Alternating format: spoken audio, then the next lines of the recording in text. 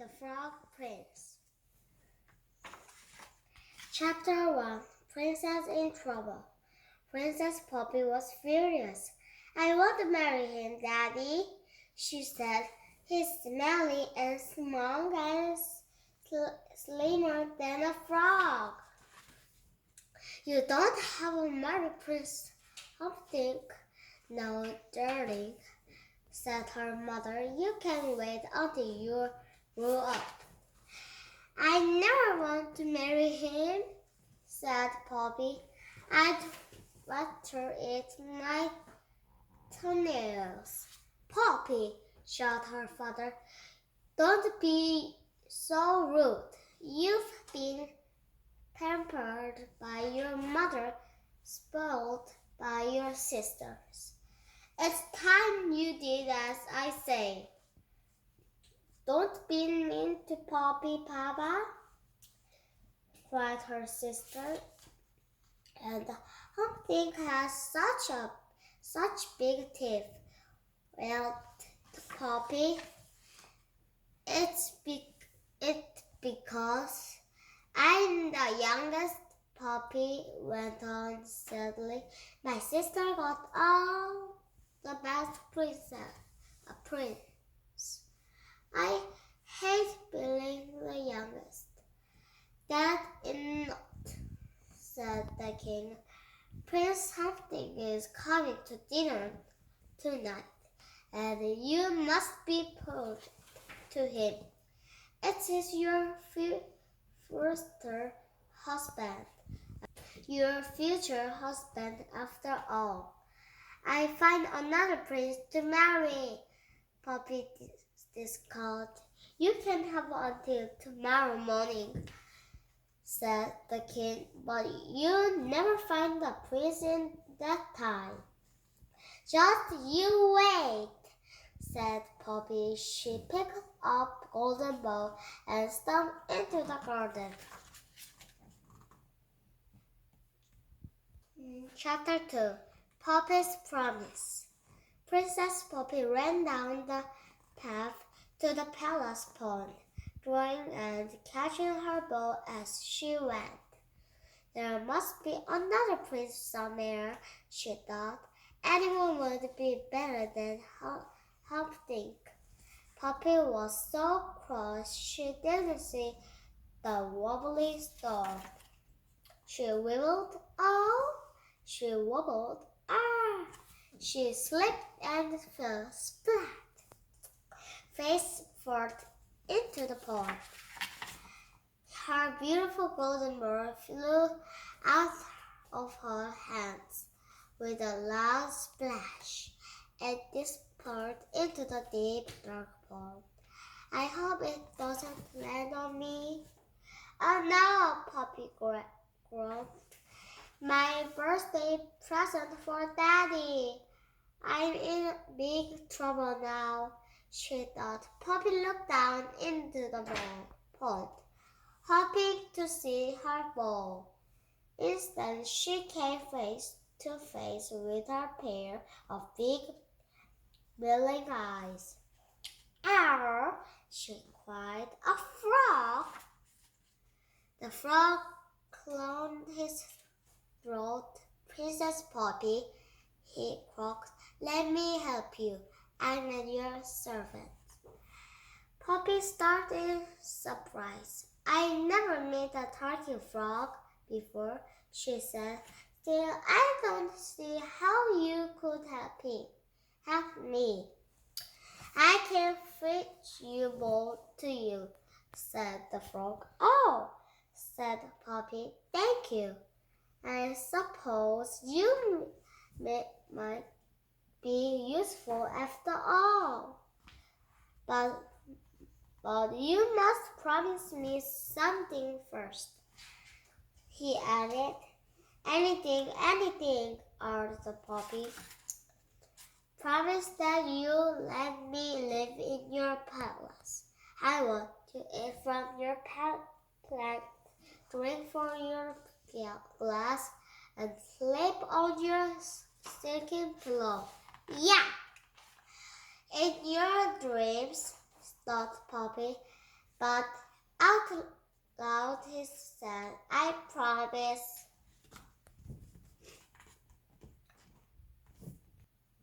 Chapter 3. Frog to the rescue. The frog pushed down on his feet, leapt off with his leg, and plunged into the pool. Princess Poppy waits. Standing in the deep blue water, she saw a glimmer of gold. Ta-da! The frog rose out of the pond. Above his head, he held the golden ball. Hooray! shouted the puppy. She snatched up the ball and raced back to the palace. Hey! said the frog, called after her. What about your promise? The puppy was already too far away to her here. The frog hopped as fast as he could, but he couldn't catch up with Poppy. Wait for me! Chapter 4.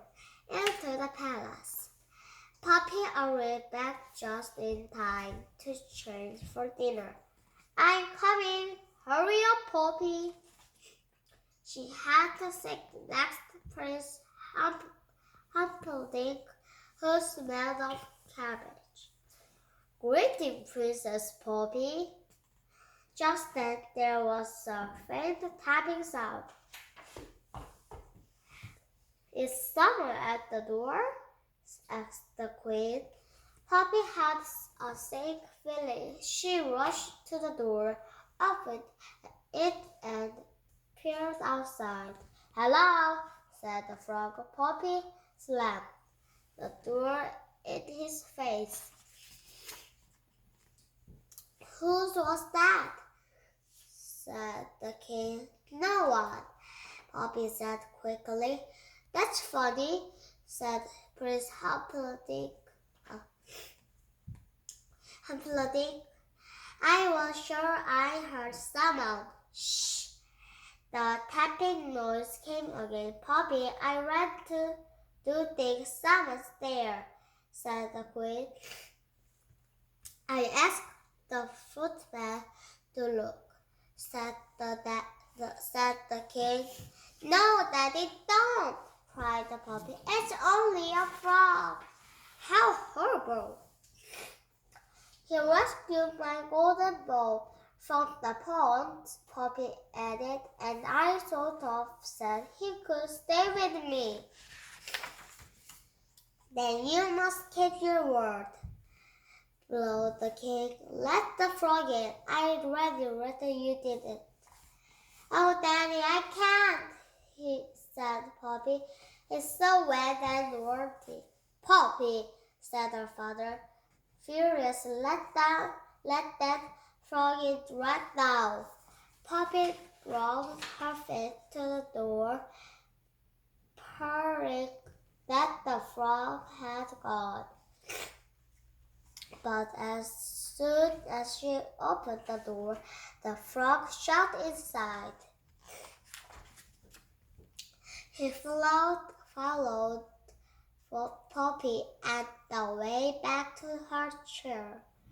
She could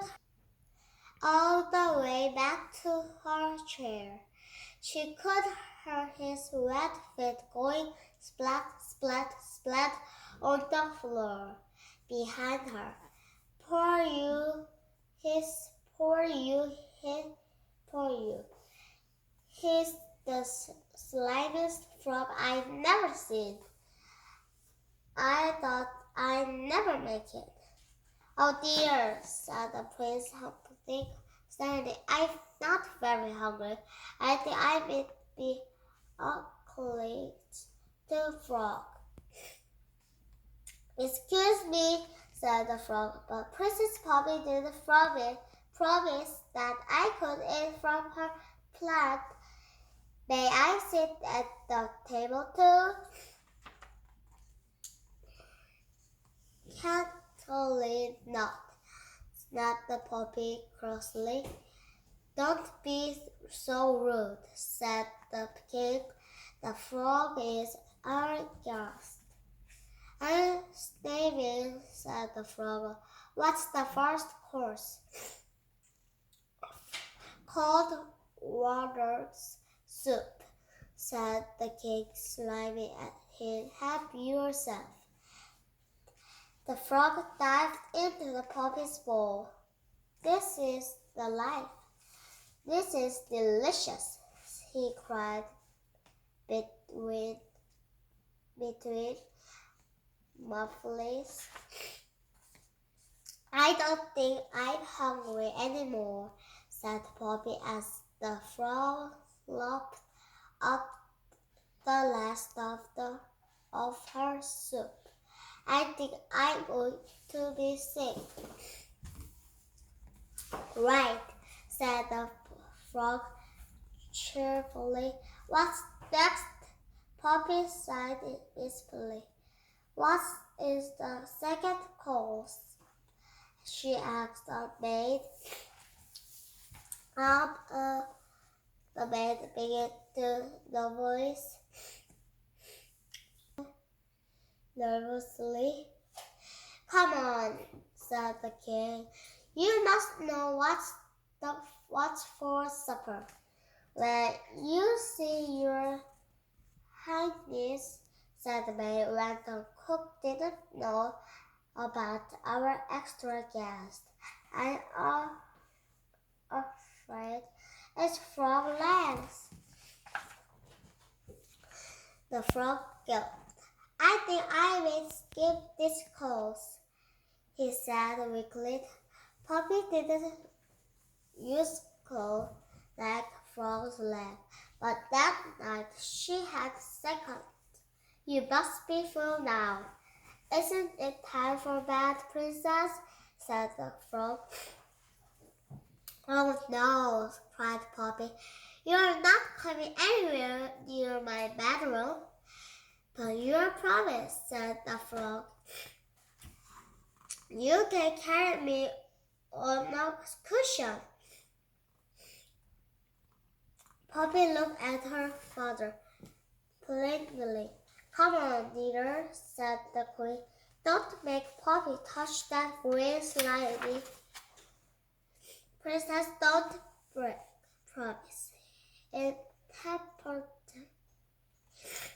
Interpreted the king gently. Poppy took a deep breath. Poppy took a deep breath, then stretching out her arm, she picked up the frog by one foot. Her sister gasped. She touched him, moaned Prince Humphrey and Finn. Chapter 5. The Frog Prince. Poppy dropped the frog in the darkest, most distant corner of her room before climbing into bed. But Princess Poppy, said the frog, you promised I could sleep on your silken pillow. Poppy didn't answer. If you did not let me, the frog dread, I tell your father. I've had enough, snapped the Poppy. You are the ugliest, more horrible frog I've never seen. I never met. What's more, she added, if you meet my promise one more time, I throw you out of the window. No, you won't, said the frog. You wouldn't dare. You promise. I do dare, said Poppy in a fury. She started over to the frog, picked him up, and threw him out of her window. There was a long stillness, followed by a loud splat. Poppy suddenly whistled what she had done. She was horrified. Frog, say something. I hope I haven't killed him. She prayed and raced down the stairs as fast as her leg could carry her. Outside, the frog was lying sprawled on the palace lawn. Poppy picked him up as gently as she could. Are you all right? She whispered. Yes, croaked the frog, 애니메이션 승인. carefully feeling his head. I didn't mean to hurt you, said Poppy. I'm so sorry, and she bent down and kissed him. There was a loud crash of thunder, followed by a shower of sparkles. The frog had vanished. In his palace stood the handsome young prince. At last, shouted the prince, I'm human again. No more slimy skin, no more wrinkled feet, no more fleas. One by one, the palace window flew open and everyone looked out. What's going on? Yelled the king. I am coming down. What's happened to you? Poppy asked the prince. A wicked witch cast an evil spell on me.